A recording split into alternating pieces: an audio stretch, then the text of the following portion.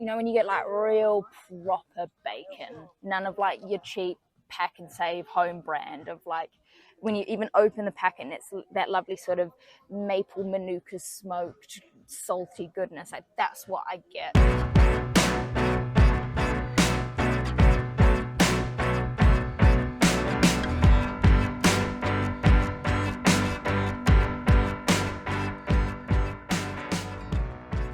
Welcome to the stunning little city of San Marino. Within the country, San Marino, the 5th smallest country in the world. After, what was it? Obviously Vatican. Monaco, Tuvalu and Nauru. Yes. So we'll go there as well. I'm sure the Tuvalu craft brewing scene is absolutely massive. Popping. We're here today to talk to you about lager. Got a drink after a cheers. Fantastic.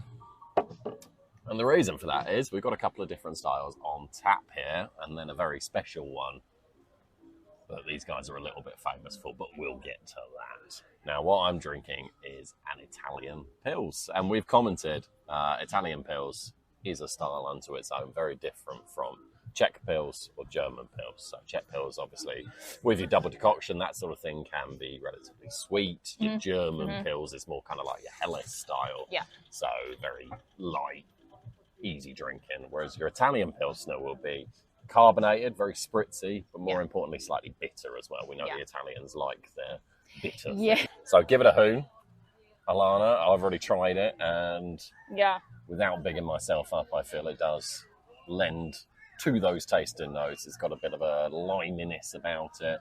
It's kind of citrusy zing. I think it's definitely the spritziness that gets to me as well. There's that carbonation level that we haven't really had on some of the other ones as well. They do love their bitterness. You definitely get that from the beginning profile and stuff. The nose, lovely. Really refreshing. Really refreshing. So this is Birrificio Abusivo. They are the only craft brewery in the country of San Marino. They've got their little tap room up in the city of San Marino. The brewery's just down the hill. Yeah. And they've been going since 2015. 2015, yeah. So decent amount of time. Unfortunately, hasn't sparked a massive craft brewing scene in San Marino. We need a couple more breweries. Please, to get that going. Would be lovely. Yeah. The next lager that we've got here is actually a New Zealand hopped lager with Nectaron, which I think this is the first time I've ever seen Nectaron used in a lager before. It's most commonly known for that sort of lovely stone fruity characteristics, as you know, our lovely New Zealand hops are. And it's used in that sort of New England styles, the hazies, all of that, because it's quite an aromatic hop.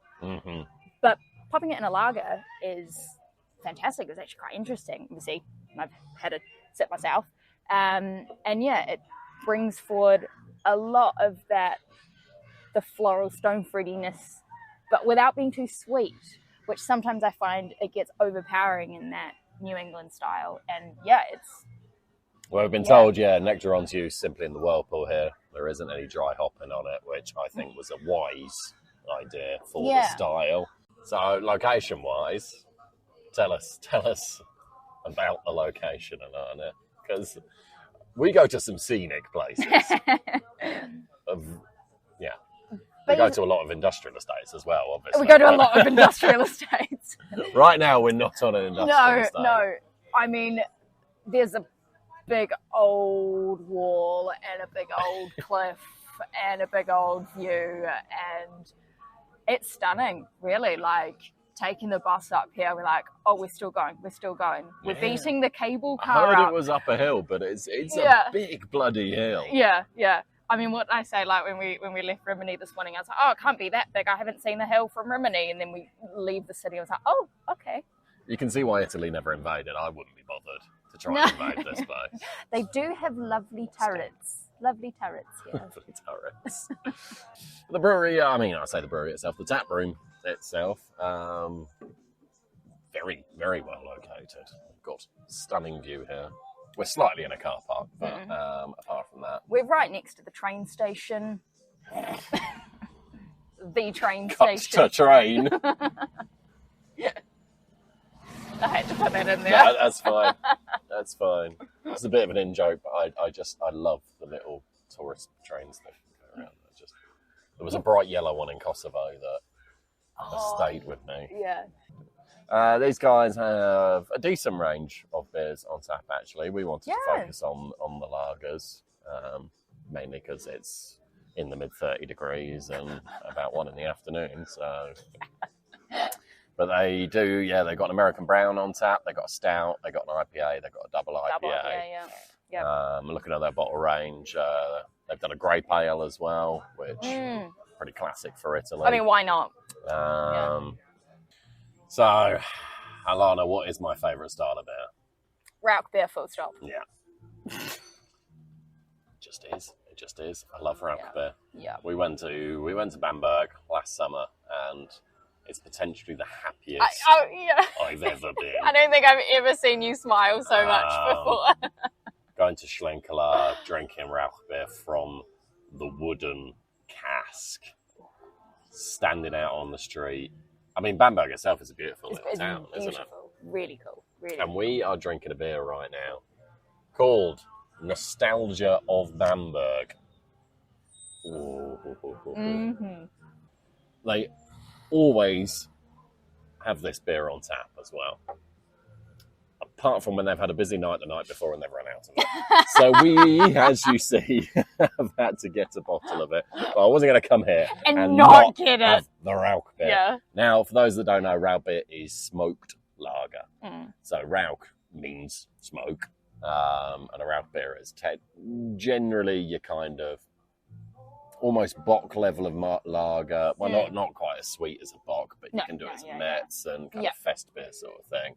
So the finish is meant to be light and easy drinking, but all your smokiness, all your flavours, especially on the nose and that initial palate, you should be smelling bonfire, Guy Fawkes night, barbecues, bacon is always a classic, bacon beer. And I feel even in the niche world of beer geeks and beer critique, like we've all embraced lambics and wild ales and those particularly strong pungent flavours. And I feel like Rauch beer is the one that still hasn't quite caught on. You chat to most beer geeks and they're like, that's the one thing that I'm not actually massively keen on. I mean, to be you absolutely love it. And to be fair, for me as well, like I think Bamberg was definitely the big turning point. Like I remember you introduced me to the style, obviously, and at first I was like, nah. You know, I'm literally eating a barbecue, not about this. And Bamberg was definitely that turning point of no, I can understand this, I see this is fantastic. And so it's really nice to then find the style again because it is so hard to very rarely done. I can't. I mean, if I was to think of Kiwi or British Rauch beers, there might have been one or two that I've come across over the years, but it's still not a thing. Not enough of a thing. Not enough of a thing, This is a plea. Please make some more Rauch beers. Anyway, the best Rauch beer outside of Bamberg. I mean, I've been sitting here sniffing it the whole time. I'm sure you've noticed. No, I think the thing that I get as well is like, you know, when you get like real proper bacon, none of like your cheap pack and save home brand of like, when you even open the packet and it's that lovely sort of maple manuka smoked salty goodness. Like that's what I get off the nose. This one on the palate as well actually has a really good like woody complexity on that kind of mid palate. Like it still finishes relatively clean, but it instead of like charcoal, it is more that kind of like burnt wood sort of thing. Yeah. I think what I enjoy about this Rauch beer style, and it's just the beauty of having that as a lager, is just the clean boomph at the end of like it's all on the nose. It's so aromatic, and then you try it and it's just the flavors punch you in the face, and then it just sort of settles out lovely. Because I feel like if you use these big beefy smoked malts, and this is just my opinion, in something big and boisterous like, you know, a high ABV stout or something, it's just going to be too much. Yeah, you see kind of like your smoked porters and your smoked stouts and that Yeah, sort of thing. yeah. And like, I still really like them in that it does have that depth of flavour. Yeah. But I can appreciate, for something like this, you do want that go back ability, which is now a word. Forget balance. It's all about go back ability. There are many things that can be said about Rauch beer. I don't think balance should ever be used. I think if you make a balanced Rauch beer, you've done it wrong.